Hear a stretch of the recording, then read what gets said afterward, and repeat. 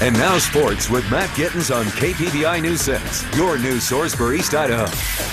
As the lights of the college game go dim, it usually signals the end of a career for an athlete, but not for a few former Bengals. The closing of the curtain at Idaho State opened the way for adventures abroad.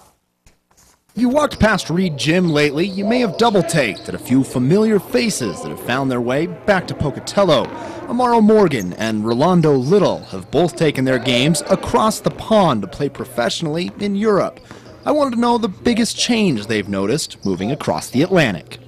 FIBA basketball, like European basketball, they call travels a lot, with sweep moves, and like if you're running and you catch the ball, you got to put the ball down right away. So that was really hard. I still got to work on that this summer. The game is more physical. You have a shorter shot clock, and just like from my position as a big man, you have to set a lot of ball screens, so that was something I had to get used to. Many challenges awaited in moving to the next level. Rolando was diagnosed with a heart condition his senior year at Idaho State, which limited his playing time. He says receiving that first pro contract was a payday for a life's worth of work.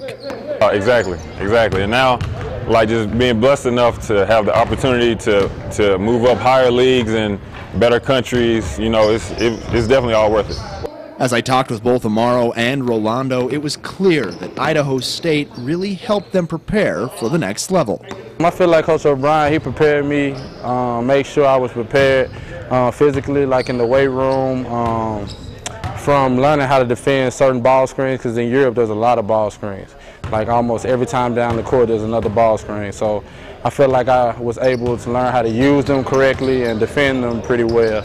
Man, just toughness, never stop. Like Coach O'Brien, he's a tough coach. He's always on you. Then when I was there, my coach being on me didn't really matter because I was already used to that. So.